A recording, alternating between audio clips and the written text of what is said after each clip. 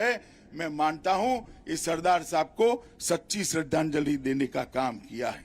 135 metre ऊंचाई पर एक दर्शक दीर्घा है जिसमें लगभग 200 लोग ये विहंगम दृश्य को देख सकते हैं।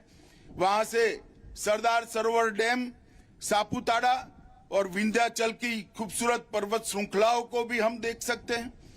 ये स्टैच्यू ऑफ यूनिटी का निर्माण केवल और केवल 46 महीनों में किया गया है।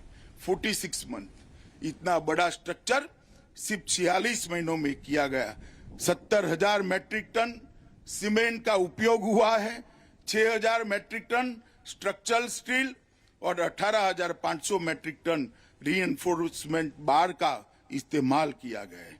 मित्रों, इसके अंगूठे की ऊंचाई 3.6 मीटर है और सरदार सरोवर बांध से 3.5 किलोमीटर के एक खूबसूरत स्थान पर इसको बनाया गया है। मैं इसका वर्णन देश के युवाओं के लिए इसलिए करता हूं कि ये जो हमारी देश की एकता का तीर्थ स्थल है, इसका आप एक बार जरूर विजिट करिए। यहाँ से जो चेतना और ऊर्जा प्राप्त होगी वो आप सभी को आने वाले जीवन में देश के लिए काम करने की प्रेरणा लेगी।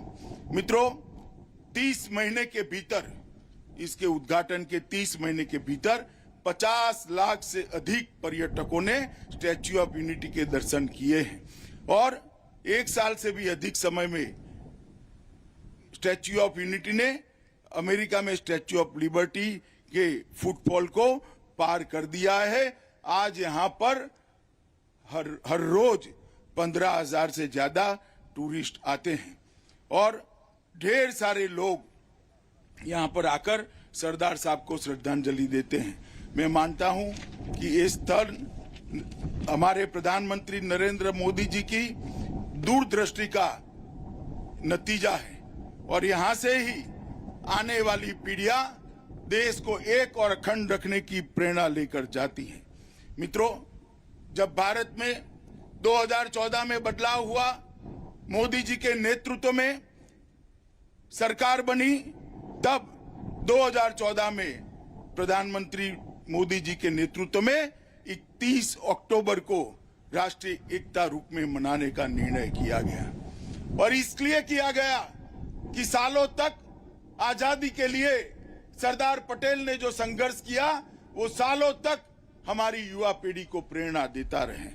देश को एक और अखंडित करने के लिए आजादी के बाद उन्होंने जो प्रयास किया वो वर्षों तक देश की युवा पीढ़ी को प्रेरणा कर देता रहे और ये जन सहयोग से बनी हुई ये मूर्ति, ये इसका प्रतीक है कि आने वाली पीढ़ियों को किस प्रकार से सरदार से प्रेरणा लेकर आगे जाना है। हमारी एकता को प्रदर्शित करते हुए रन फॉर यूनिटी भी उसी दिन शुरू होती है। सुबह एकता के लिए सभी लोग राष्ट्रीय एकता दौड़ के अंदर अपने आप को सम्मिलित करते हैं। मित्रों, ये आजादी का अमृत महोत्सव का वर्ष हम सब के लिए बहुत महत्वपूर्ण है।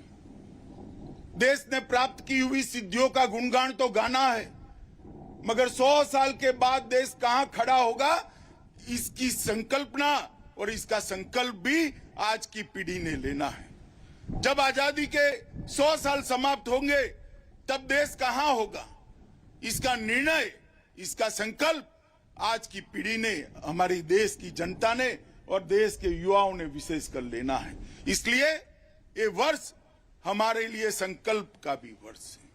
देश के 130 करोड़ की जनता अगर एक एक संकल्प लेती है और जीवन पर्यंत ये संकल्प को पालन करती है तो देश की आगे बढ़ने के लिए ये बहुत बड़ा जरिया बना है। नरेंद्र मोदी जी ने हम सब के सामने एक संकल्प रखा है, ओजस्वी तेजस्वी भारत का संकल्प, विकसित भारत का संकल्प, समृद्ध भारत का संकल्प, सुरक्षित भारत का संकल्प, संस्कृत और शिक्षित भारत का संकल्प। इस स्वप्न की सिद्धि के लिए हम सब ने इस आजादी के अमृत महोत्सव के वर्ष को संकल्प वर्ष के रूप में भी मनाना चाहिए।